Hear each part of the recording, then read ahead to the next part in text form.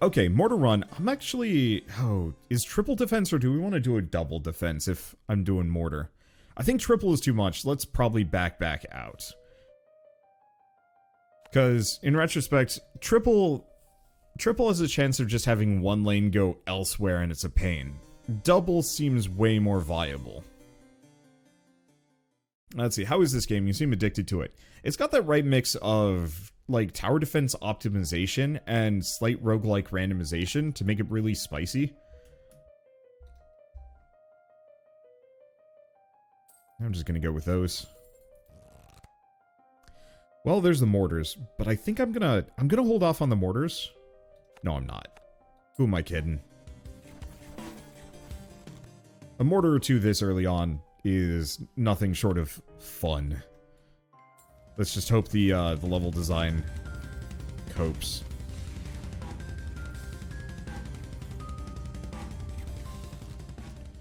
Okay, enchanted bolts, siphon mana. None of these are particularly useful, but that's okay. Grab, like, a couple of these. The main immediate problem is this is not actually primo, mortar location.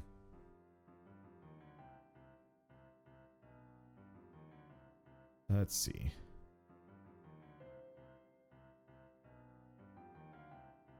There we go. That should be better. That's some more damage. Perfect. What was I gonna say? Other things, games, finishing stuff, projects, mortars. I just might kind of restart my brain here. Let's go with, shells. I really want one to wrap around, but they might not. We'll see. I really wish there was an upgrade that specifically gave mortar shells more speed. I feel like that would have a ton of potential. Mortars gain burn damage. That's what I'm looking for. Okay, I might be able to get this one to turn. It'd be pretty bad to have a portal terminate this early just because that's such a short run, but I think it would still work out in my favor.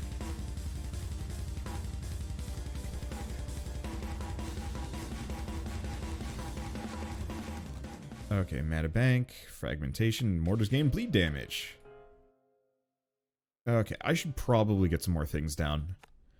I get another mortar around here? Sure. And then maybe some more ballistas.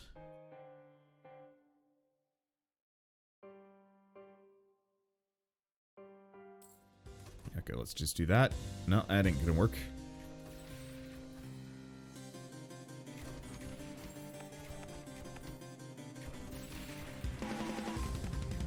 Let's see. Let's do most armor, most health on probably all of these.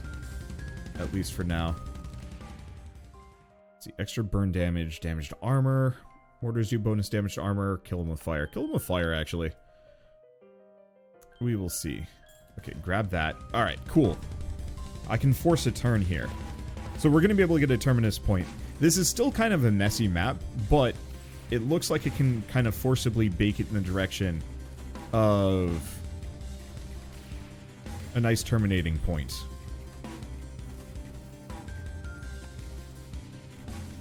Let's just get another one of these. Oh, you know what I should be doing? Instead of progress. Let's grab heavy shafts.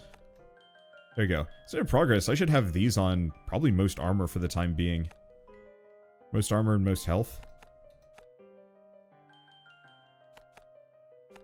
There we go.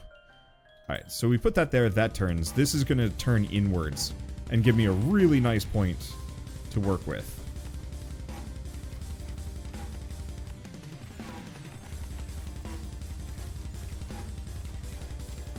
Okay. Yeah, I'll definitely have to mess with some more of these along the way. We'll make it work. Out of all towers, I love shredders, but God, the mass shredders is loud as heck. Yeah, it's a little rough banditry. Like to get the rest, but this is necessary. Ooh, this is a good mortar spot. The one immediate problem is this is a much shorter run and doesn't have as many defenses covering it, because unfortunately my mortars are not very focused on this lane. They have a tendency to just kind of aim wherever. A large quantity of ballistas will solve the problem, but we'll get there. It's a very early portal. It is, but I think this is actually a fairly fortuitous early portal.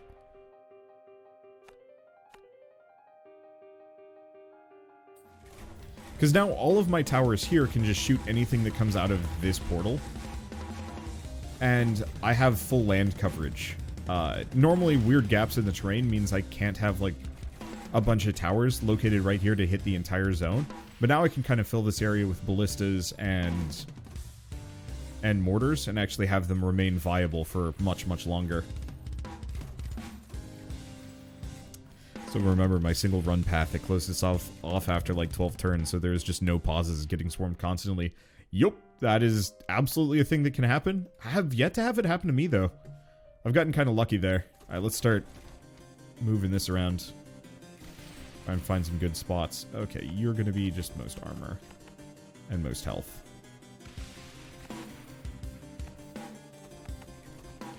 I'll have to get some for poisons at some point. Though I might honestly want to rely on some ballistas to soften things up, seeing as they've got the poison.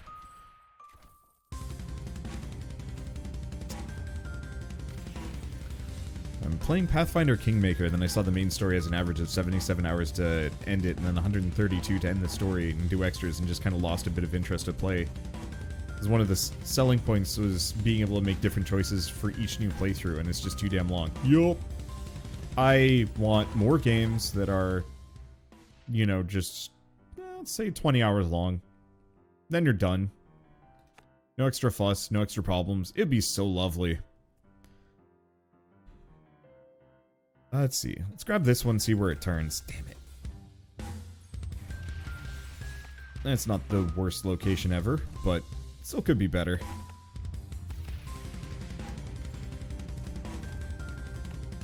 Okay, where do I want to get some ballistas?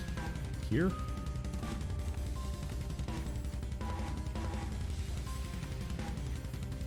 There's some decent spots, though we're not there yet. Gosh, this side keeps splitting in a bad way. I'm mitigating, but it's not... it's messy. Here's hoping that linear single-player games make a comeback. I'm fine with... I like linear. I will also say I really liked how God of War handled it, where it was a very limited open world. I found that to be incredibly compelling because it was only as big as it needed to be, as opposed to excessively huge for no reason. Like, if you want to give me something that is big and open worldy, I need to have a sandbox to feel like it's worth it. So recently I was playing Death Stranding. Took me 75 hours to reach the end of the game, and I did spend a considerable amount of time grinding reputation with some of the NPCs, and also just messing around because fun game. But that was one of those that much of the open world messing around was kind of me just doing a thing optionally, as opposed to the game being like, alright, now to do all of these side quests. Yeah, there were no pretenses on most of the content I was doing. It was very much just like, hey, go deliver this shit for these people. Sure, they might justify it with some flavor text, but, like, you know, it's not supposed to be this, like, big epic. Which, I mean, it can work. I should mention that. Flaming Bolts? Yes. That if you want to have, like, a big epic story in your open world game, that's totally admissible and, in fact, quite good. I should probably have a couple of these pointed at other things too. Oh, there's Oogie. I think we'll be fine.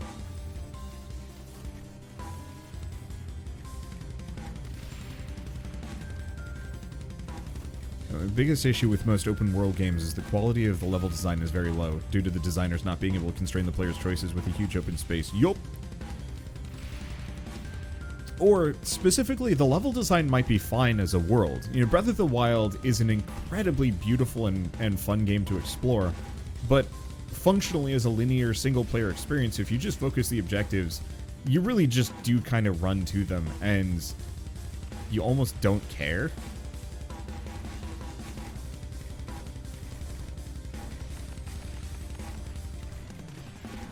Oh, that Oogie got close. Okay. What do we want to do? Keep going for EMP. I'm hoping to get some other upgrades, but I'm not seeing them go by. Otherwise, I could do... Let's grab Bleed Them Dry, more than anything else. Let's see. More fire damage, burning enemy... Yeah, let's just go for more overall fire damage. And then I want to go for this. Wow, he gave me a lot of treasure today. Damn.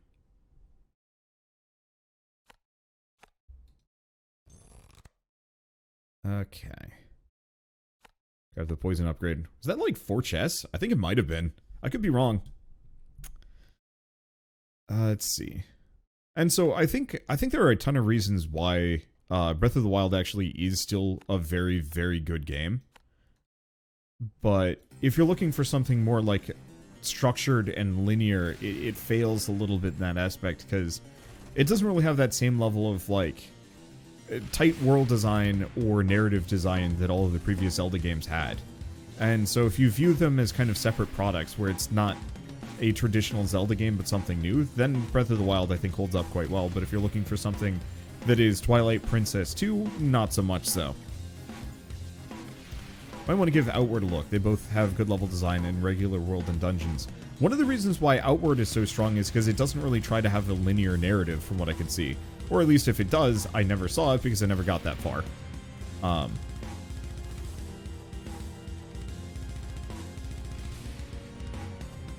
Let's see. Okay, we're definitely gonna... This is dicey. I don't know if this guy's gonna get through or not. I think we got very lucky there, but we're gonna need some anti-shield towers. Quite a lot, in fact. Creeping Cough is actually quite big.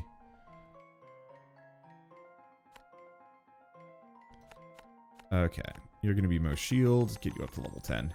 I'm gonna probably spread these out a little bit because we don't have too many shielded enemies to deal with. At least initially. There we go. This is just a giant mess, ain't it? The open world game needs to have things to do throughout it, and kind of meaning for it. So Breath of the Wild was kind of fun to theme park through, but a lot of the random shrines you found, like, they're neat little Easter eggy finds, but many of them were just kind of okay.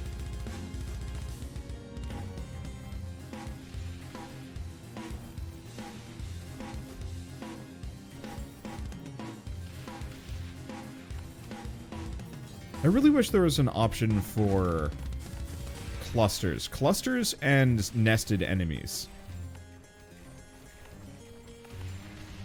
Now I'm gonna have this one focus progress.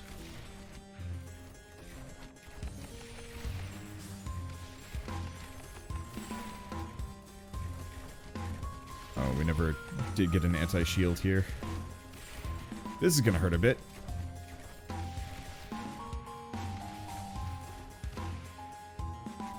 I gotta work on this.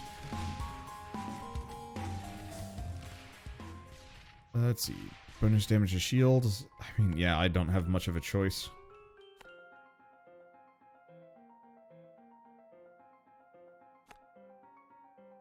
I don't have enough money. Sure. Let's just do that. You are also most shield. I think at this point I need to kind of write off most of my mortars and really start focusing hard on getting a ballista army again.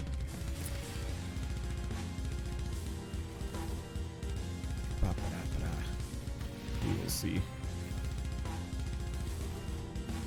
On the topic of open world games, what was it recently?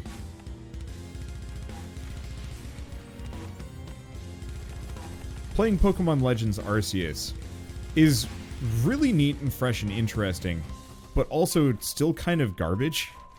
And I realize that that's kind of its own hot take, but I legitimately only enjoy exploring each of the zones for like maybe about 10 minutes, and then after that I'm just like, holy moly, there's just nothing going on here.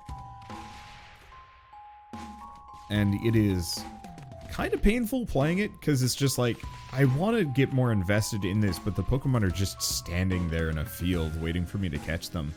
And that works a little bit, it works reasonably well, I think, in, let's grab Vial Consumption.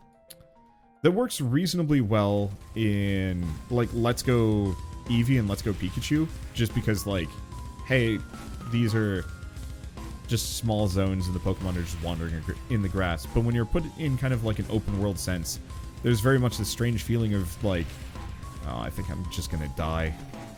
Yeah. I like Mortars. I think that was a bit of a bad map and we weren't getting the good stuff for it. I'll try again. These runs are fast enough. I think double defense is the way to do it too. But that the world design needed to be way more interesting so it felt like I was exploring. Because there's like literally one forest in the entire game and it is a depressingly sparse location with like not much going on in it. Let's see, bonus damage armor. I think going for the mortars early was actually a mistake. I think I need to go much stronger for these and just a couple of mortars instead.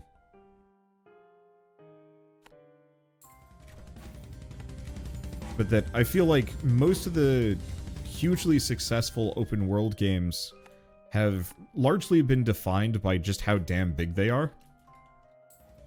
You know, most of the Assassin's Creed games have been, I'd argue, unnecessarily huge. Kill him with fire. And then, like, The Witcher was very much this, like, extensive epic with just tons of stuff jammed into it, for better and worse. And people loved them because they were the first on the market, but now there's kind of this fatigue that I think is inherent to specifically open world games or like really big long JRPGs and a couple other games that I think people will still engage in them and buy them, especially because they tend to be, you know, the best of the best as far as what AAA games offer. But I don't know, I feel like it's going to become kind of the next issue kind of with Pokemon where people buy it but no one's excited for it anymore. I just don't have time to complete them. I'm getting old. That's where I'm at. Like, I'm sure I could complete, like, one or two of them. But, you know, if I were to sit down right now and try and decide, like, which games I want to put time into, admittedly, it's been Final Fantasy XIV for the most part, just because. Let's grab Bleed Them Dry. Bleed Them Dry. With Assassin's Creed, you gotta be more specific. Assassin's Creed before Unity were all well-sized except for 3, but everything past got way too big. I mean, I'm pretty much talking about the modern titles at this point. It's not like they make old-style Assassin's Creeds anymore. It's all new all the time. Just get a couple of these. Point them at most armor. There we go. They are actually... What? Unless it's the standalone expansions you're talking about, maybe. Let's see, Jagged Heads. I think video games would be perfect for the old. Seems like a good way to pass retirement. I think it varies in a couple of manners. I think the first one to keep in mind... Whoops. There we go. That's how I'd get the speed controls going. One, a lot of games are not necessarily built for old reflexes, which is a bit of a shame. And so that's going to be something I advocate for a little bit. Like, I'm dreading playing Elden Ring this coming week. I'm sure it's going to be great, and I'm looking forward to it just because From Software rarely makes a bad game. But I can't beat Bloodborne. And I realized, yes, I just got to get gooder, but like I was trying to play Bloodborne a couple weeks ago as kind of practice. It was kind of a mixture of practice and some other things. I was like, yeah, I'm gonna give Bloodborne a shot and see if like I can get anywhere with it. Nah, let's have this focus on health. Most of the enemies past this point usually just have health anyway. At least once we get there. I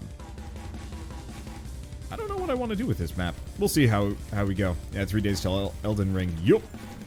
It's like, looking forward to it. And they sent me some goodies, which I'm kind of excited for, but... Yeesh. Let's probably capitalize on this just because the other side is having some problems. Most health again. There we go. Keep bringing this back here. Having good reflexes definitely helps. From software games tend to have the option to allow you to beat the hardest encounters through strategy rather than mechanical skill. I don't believe that for Bloodborne. I think strategy is important, but there is very much an element of reflex to that game specifically that no amount of base skill can do. Same thing with Dark Souls 3. Like, there is just, you have to be fast for, like, Bloodstarved Beast. And there's no way around it. Let's see, Sekiro can be that way too. With Sekiro, you could kind of mash the button and it wasn't so bad, but it definitely was there. I'm thinking the monkey. The monkey was definitely more of a reflex test in a way that I was less comfortable with.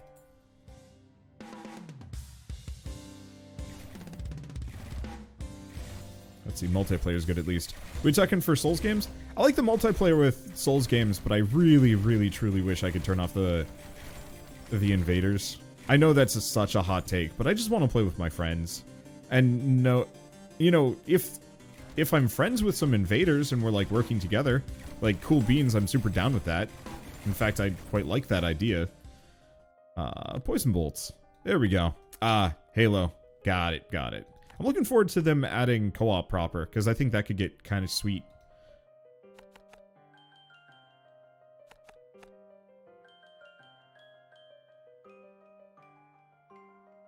Let's see. My reflexes suck, but I make up for it by listening to audio cues, strategizing, being aggressive, and other things.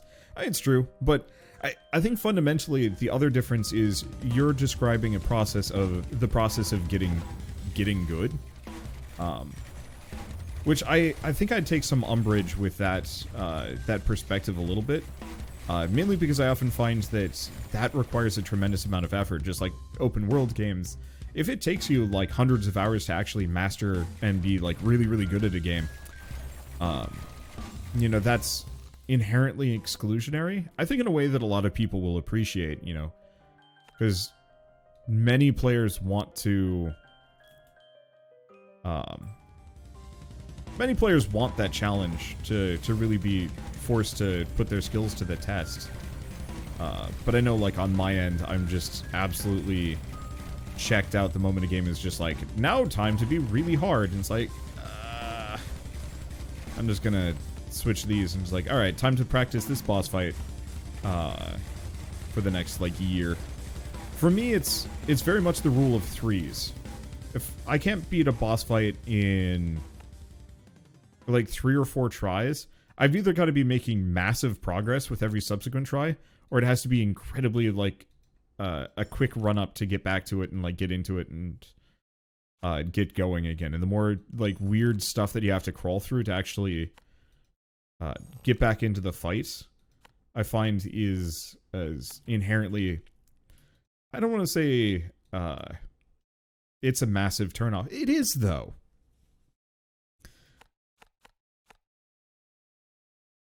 That, you know, I can 100% understand why, like, you guys find that incredibly compelling, but as somebody that does not have the time nor the interest in going that hard on a game, it's just kind of, like, exhausting being confronted with that often. What was the game that I was playing recently? I know there was something I was playing where people were very much favorably comparing it to a lot of Souls-likes for being extremely punishing and hard and some other stuff. Oh, it came out a couple of days ago, too. Days ago or, like, week ago. I'm just gonna get some blisters up here. Just do something with it. Sifu, there we go. That was it. Part of the reason why I'm bringing all this up is I've seen tons of people excited for Sifu and talking about, you know, how great Sifu is. And I remember playing Sifu, and that was one of those games that actively punishes you for dying too much and forces you to start over somewhat from the beginning. You can carry a little bit over, but there's definitely an inherent, like, you screwed up, time to start over, boy, to that game that a lot of other games do not have.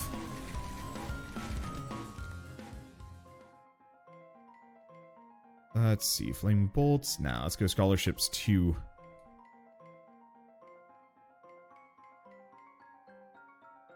I don't think that's a bad thing, just a specific niche. It's true.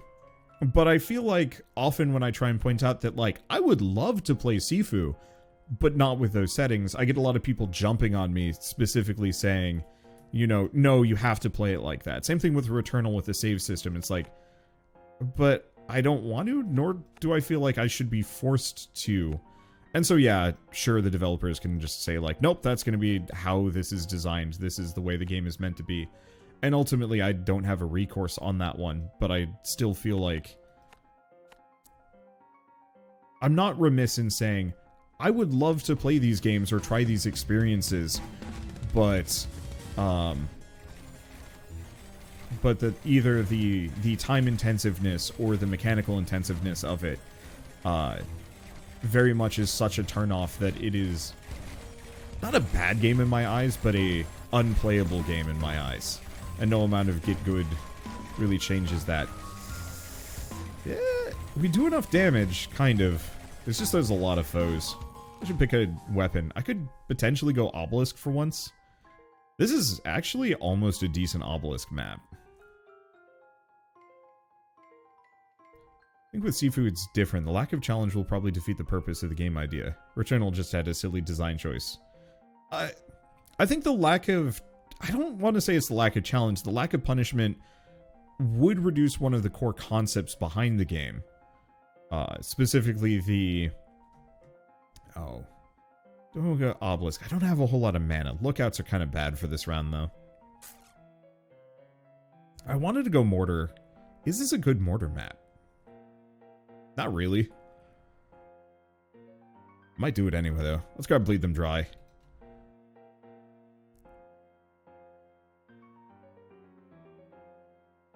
Okay, let's just grab this one. Hopefully it turns back, because if this turns back the entire way...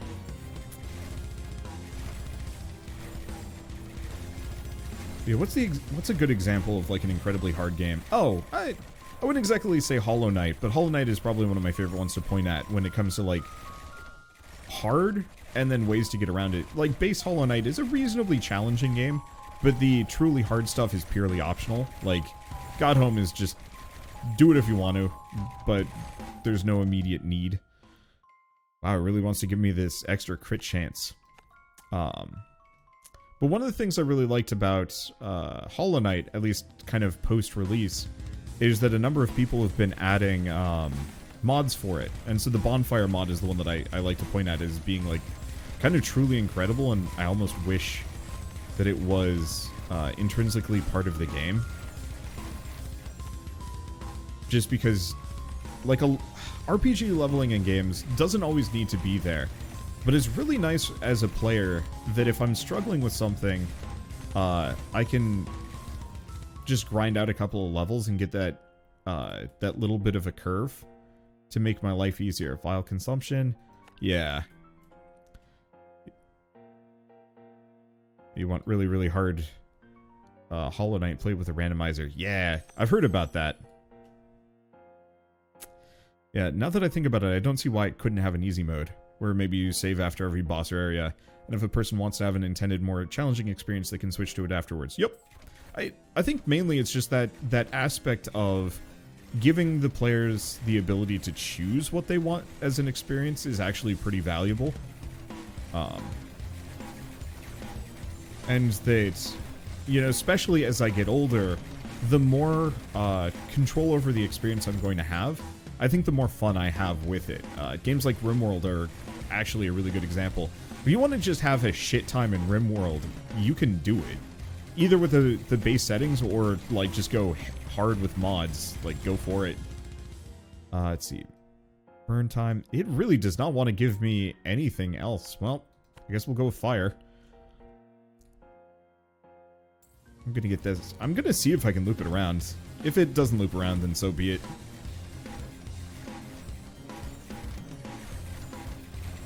Let's see. While we're here, I should probably have quite a number of these focused on most shields for the time being.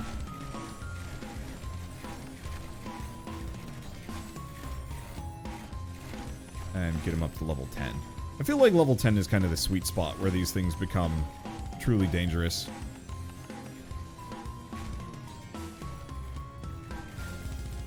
There we go. Okay, well, we get Expunge. I'll take Expunge. I'm playing with a mod that makes RimWorld a wave survival game right now, and it's so hard. I want to play that. It looks so good. I just don't have the time at the moment. I want to play that specifically with a multiplayer mod. I feel like that would be really fun. Just getting a couple of friends together and then just trying our damnedest to survive for as long as possible. Only thing I'd like to see in games that let you choose difficulties is devs telling the players what's the intended experience. I think just setting the default options. You know, that normal across the board is the intended way. So, I mean, let's go with Bloodborne or Dark Souls or whatever. Like, you pick the normal difficulty, it's going to be challenging. But if you want a harder time of it, you can increase the enemy's speed, you can increase the enemy's damage, you can make it so that you never... I mean, there's a lot of options there that... And maybe that's it, that a lot of games really do let you make a harder experience for yourself if you want to. But very few games let you make an easier experience if you want to. And maybe that's why I'm so passionate about this idea.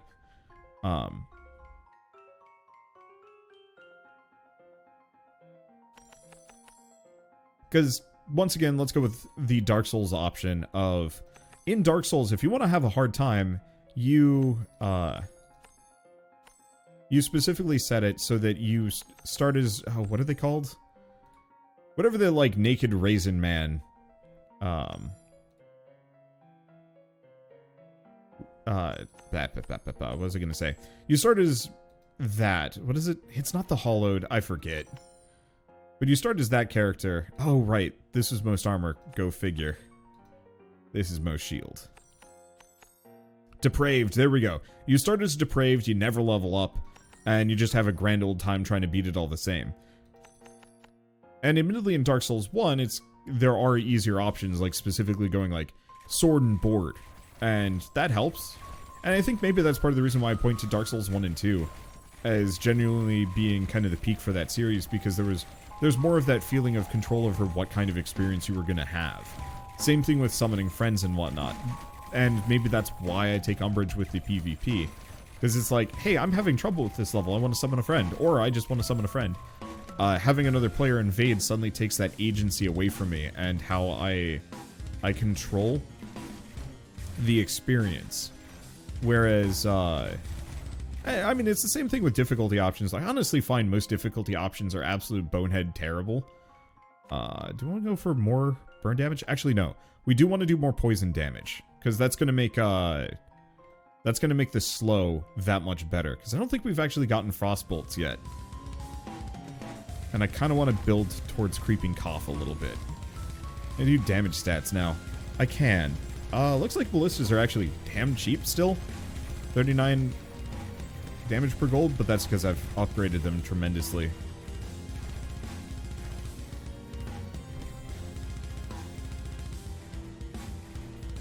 Let's see. I think someone figured that being a caster for Dark Souls and Demon Souls was the easy mode class. Caster for Demon Souls, 100% much, much easier than playing it normal sword and board. If you wanna see my experience with that, I did a Demon Souls playthrough when it came out, and cripes, it is just not going to give me mortars, is it? I mean, do we just go obelisks for the hell of it?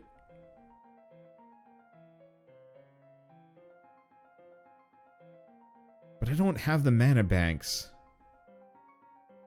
Obelisk anyway, we're here, and at this point I'm tired of waiting. Let's see. Where do we put it? I mean, this is probably the most primo obelisk spot, period. And I'm actually going to have it focus on most shield. There we go. I'm just going to keep expending this because I really want it to loop back around, but it's probably not going to. I think it kind of goes both ways. In some games where you want to make games harder, you have pretty limited options too. Like in the God of War reboot, there's no way I can make puzzles or platforming harder. Combat only gets harder by number bloating, which is rarely fun. That's valid. Though, I guess from my perspective, the God of War reboot was hard enough as it was. Fighting those Valkyries was rough. I'm sure if I went back to it now, I'd have a fine time of it. I have like no mana and this thing is trash. Oh god, 4 per shot. Yeah, I can't even keep it up. It's fine. Well, there's the mana bank. That's a good sign. Let's see. Disintegration? Sure. Let's see. Do I get the mana siphons as well? Nah, let's go sorcery. Because between, all of that, that increases my maximum mana, which still works really well. Alright. Universities. I forgot that was a thing that I can invest towards.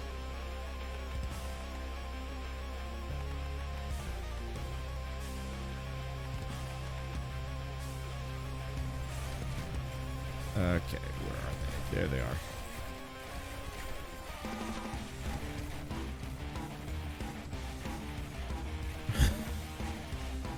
Oh boy.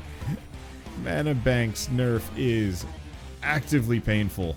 How is this thing still that damaging? Oh, right, because it's shooting 360 per minute. Now, if I do savings account, I'm going to grab it anyway. Gosh.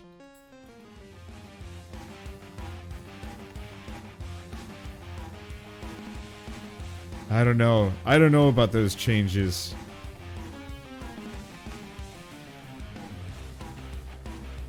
But no, I would 100% agree with you. I think as somebody that doesn't actively try and go too hard on like hard modes for games, I guess I just don't have the perspective to care.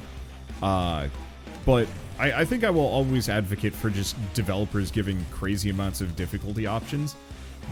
Just because I feel like that gives a lot of games a tremendous amount of flexibility and makes them kind of endure. Randomizers are probably the easiest and best example I can possibly think of.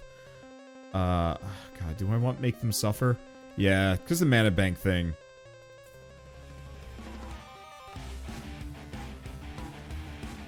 Like, it's going to take a while before I can even afford to fire obelisks. I'm very glad I didn't try and build around them too hard.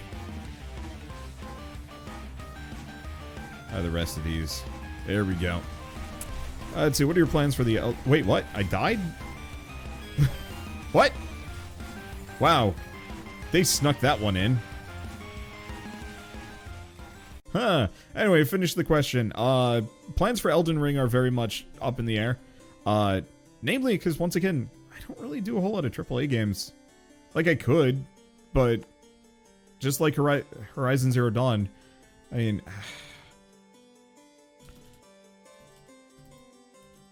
How long to beat Horizon Zero Dawn Forbidden West? If you only play through the story missions, it's 20 to 25 hours. I mean, that would take a week of streams.